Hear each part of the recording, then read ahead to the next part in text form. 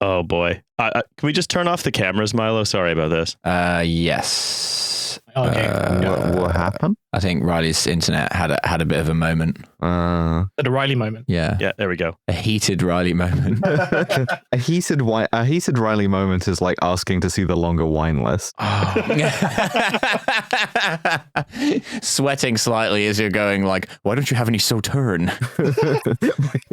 Sounds like Andrew Tate there. Listen, buddy, hey. I don't want to hear about your dodgy wine list with your dodgy white burgundies, okay? I don't want to go down the pub and drink a Hardee's with some fucking geezers, okay?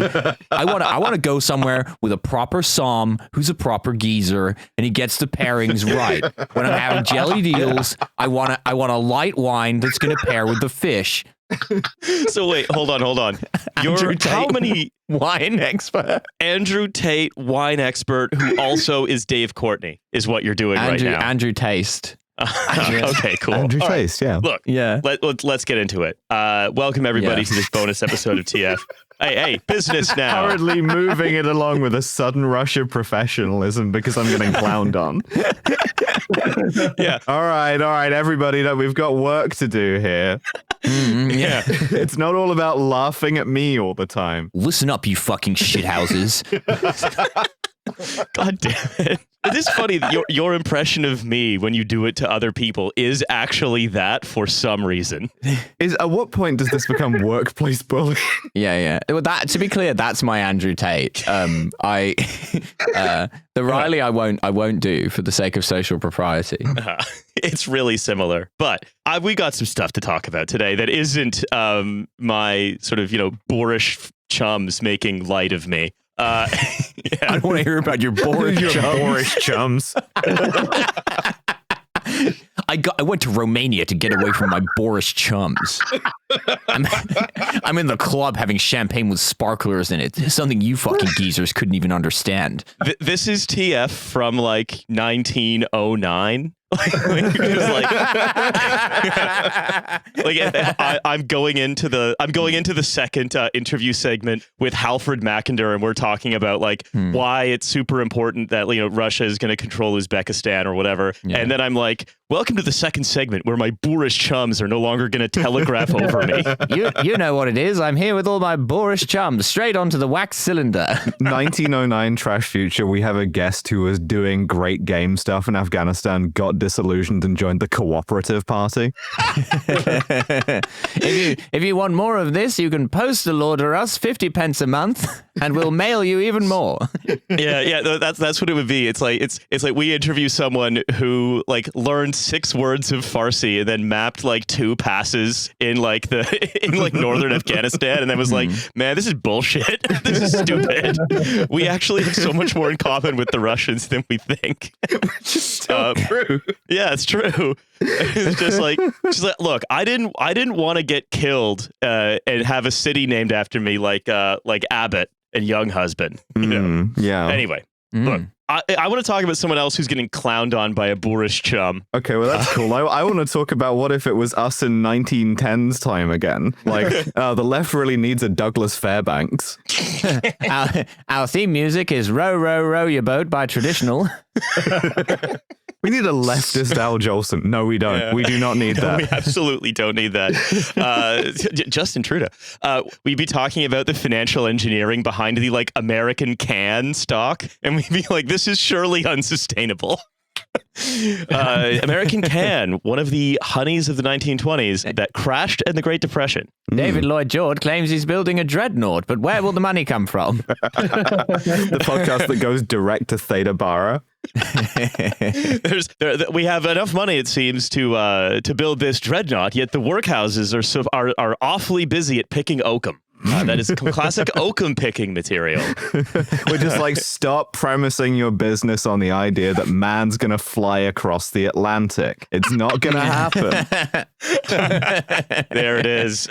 Listen. I mean, look, it's cool if Santos Dumont wants to drive around in a sports car, right? But he's never going to actually make flying machines. If he was going to make a flying machine, he would be acting like it by now. Our startup this week is a group of gentlemen who are importing surplus port casks from the Douro Valley. All right. There's a man who's getting clowned on by his boorish chum. I want to call this episode Boorish Chums. Yeah. Boorish Chums. The TF episodes that are like basically not planned and happen at the wrong time are always the best ones. Yeah, because it throws us all off, and then we invent the t-shirt that's just a big lithograph of all of us with handlebar mustaches. Yes, of course. Yeah. Wait, we invent the t-shirt that's the lithograph of all of us with handlebar mustaches, speaking into like a can microphone, like from Oh Brother, Where Art Thou? All sitting around one microphone, and in the speech bubble, it just says something like, it's all typewriter. Everything's typewriter. The Kaiser has rearmed. Stop. I say, what if your typewriter was a fellow? just you having 1910s Riley having to reel it back in after 1910s me and 1910s Milo call Baden Powell and nonce on the air. It's like, look, we know it's true, but you oughtn't say it or it will be hauled up before the magistrate. He's very litigious. We can just imply it. Oh, we do a whole segment on how the Duchy of Lancaster, the little bit of it that's in central London, is being used to launder profits from the opium trade into like fine art. Boris Trump said the following. A friend of mine who's a businessman, most of you would have heard of him, highly neurotic, very brilliant, rich guy, but seriously overweight, and he takes the fat shot drug. And I said to him, it's not working. I said He saw that one photo of Elon with his shirt off then. He genuinely crushes. Like when he says, I said to him, it's not working. It absolutely blows the roof off the press conference. I hate that he's funny, and he is. Such a talent. Yeah. I know. And he says president. He used to call me Donald. Now he calls me president. That's nice respect. He says, I paid $88 for the fat drug in London, and it's not working. What the hell is going on? He used to call me Donald. Now he calls me president. That's It's like good a Notorious respect. B.I.G. lyric. Yeah. What I'm stuck on is he takes the fat shot drug. It's like it's sung to the tune of like the hokey pokey. It's like My favorite weird Trump tone, by the way, was when he was announcing the tariffs and he mentioned Shinszo Abe and he said Shinszo Abe assassination in the same tone that your nan would use to describe a woman down the street who got cancer. Shinszo Abe assassination. It's very sad, you know. Oh, it's terrible, really, what happened to Shinszo. No, I miss him. I really do. No, Yeah. honestly, really, in Japan, it's terrible over there. What is it all about? Do you know what I mean? He was a lovely bloke, was old Shinszo. And they got him with some sort of contraption. I mean, honestly, what's the world coming to? Do you know what I mean? Do you want another tea, love? Yeah. He just liked the church, and they got him with a contraption because he just liked going to church. He got contracted. I don't know if that's the right word. He contrapted a bullet, essentially. Well, you want to talk about another bit of assassination news, though. This is something that I read recently, which I thought is hilarious. It's on Bloomberg Law, which is that... Sounds like the worst action movie ever. Mike Bloomberg's law blog. Yeah, well, it is. No, Again, I'm yes. thinking like one analyst in a world gone wrong. Only one analyst and his terminal can enforce Bloomberg's law. Or it's like a Bloomberg terminal that gets sentient and like decides to establish its own like moral code. Oh, yeah. Come with me if you want to understand the market's movements.